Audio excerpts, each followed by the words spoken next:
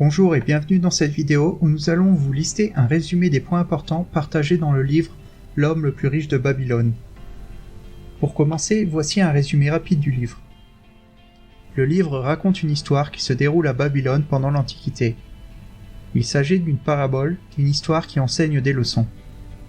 Un jeune homme demande à une personne riche d'être son mentor.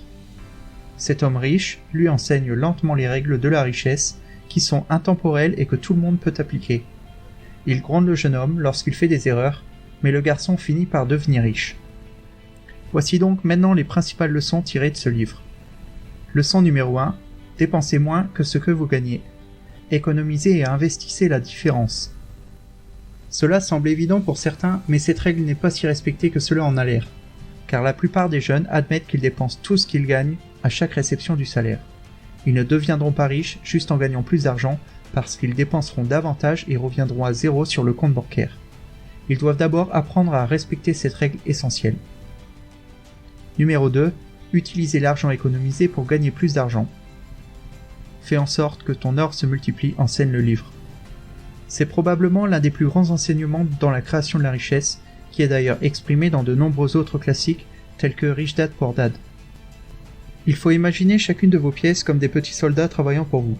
Chaque jour, sa mission est de capturer plus de soldats et de faire travailler ces soldats pour capturer encore plus de nouveaux soldats. La plupart des gens utilisent cet argent pour des choses qui rouillent, pourrissent ou se détériorent pour finalement atteindre une valeur proche de zéro, par exemple avec des maisons, des voitures, des bateaux, des vêtements, des montres, des bijoux ou de toute autre marchandise. Le problème, c'est que vous enrichissez quelqu'un d'autre en faisant cela au lieu de faire travailler votre armée pour vous enrichir vous. Que font les gens intelligents ? Ils prennent chaque pièce qu'ils économisent et le dépensent dans quelque chose qui leur rapportera plus d'argent. En général, il s'agit de quelque chose dans lequel ils sont compétents ou qu'ils peuvent comprendre. Par exemple, un joueur de basket peut le dépenser pour des cours de basketball. Un programmeur peut dépenser son argent pour une formation exclusive de programmation. Un homme d'affaires peut dépenser son argent pour une petite entreprise qui lui fera gagner plus d'argent. Warren Buffett fait cela depuis qu'il est enfant. Il achetait du soda dans un magasin et le revendait à des gens en été pour plusieurs fois le prix. Il a fini par acheter des flippers et les installer dans des restaurants. Il partageait ainsi le profit à 50-50 avec les propriétaires des restaurants, puis a ensuite lentement développé des entreprises de plus en plus grandes jusqu'à devenir l'un des hommes les plus riches du monde. Leçon numéro 3. Ne prenez conseil qu'auprès de personnes compétentes dans ce domaine. L'or s'accroche à la protection du propriétaire prudent, qu'il investit en suivant les conseils d'hommes sages dans son maniement, écrit-on dans le livre. Cette loi est une loi de la richesse et des affaires moins fréquemment exprimée mais tellement cruciale. Parce que si vous investissez dans des placements qui semblent trop beaux pour être vrais, ils le sont généralement. Si vous investissez avec des personnes qui vous disent ce que vous voulez entendre mais qui ne connaissent pratiquement rien au secteur, elles perdront votre argent. Si vous investissez à tort et à travers, vous risquez de perdre votre argent. Ne prenez conseil qu'auprès des meilleures personnes dans un domaine. Méfiez-vous de tout autre conseil qui vous est donné. Tout le monde aime donner des conseils. Le livre illustre ce point en racontant l'histoire du personnage principal qui a investi son argent auprès de négociants en bijoux étrangers qui promettaient de lui rapporter des bijoux rares à bas prix. Il s'est fait escroquer et a ramené de faux bijoux.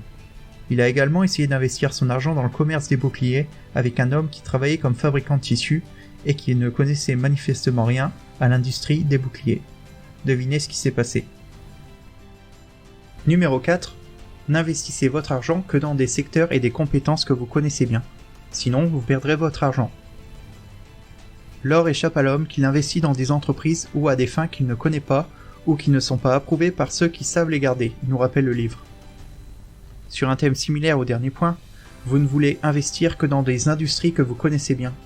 Par exemple, si vous ne connaissez pas grand-chose à l'immobilier, investir de l'argent dans ce secteur revient à le jeter par la fenêtre, car il est facile pour les gens de vous induire en erreur ou de faire des erreurs qui épuisent votre investissement sur des facteurs que vous n'avez pas pris en compte. Leçon numéro 5. Ne souhaitez pas une somme forfaitaire en espèces. Travaillez plutôt à obtenir un flux de trésorerie constant. Les gens souhaitent avoir de la chance et gagner à la loterie. Toute somme d'argent que vous gagnez finira par être réduite à zéro et vous serez à nouveau sans le sou. En fait, de nombreux gagnants du loto dépensent tous leurs gains en un an et leur niveau de bonheur retombe ensuite à zéro. Le plus fou, c'est qu'en général, ils ne sont pas mieux lotis qu'au début. Leur mode, leur niveau de vie et tout le reste sont étonnamment les mêmes. Ils n'ont pas été malins avec leur argent, au lieu de cela, vous voulez travailler pour avoir un système cohérent et croissant qui vous fait gagner constamment plus d'argent.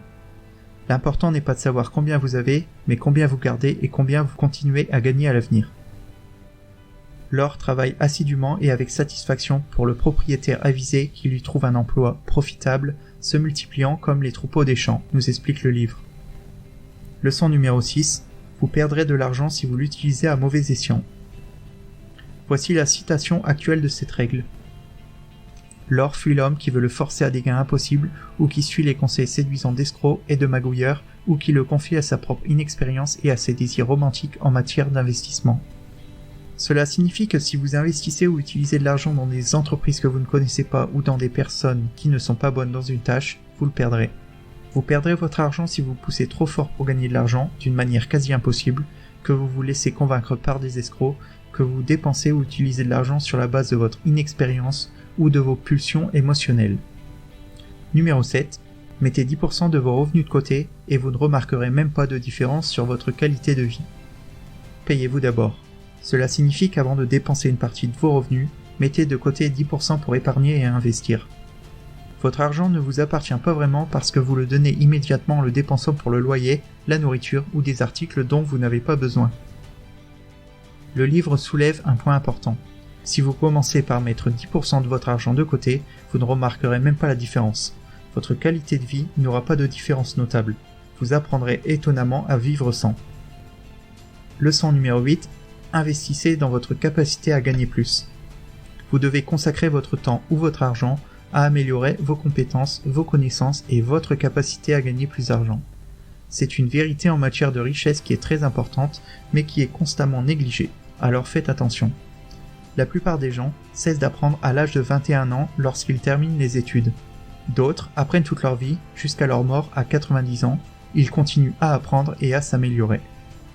Cela leur donne un énorme avantage dans le temps, alors que le travailleur moyen après le travail rentre chez lui pour regarder la télé, ne fait rien pour s'améliorer et se pourrit le cerveau, vous pouvez avancer en vous améliorant un peu chaque jour. Numéro 9.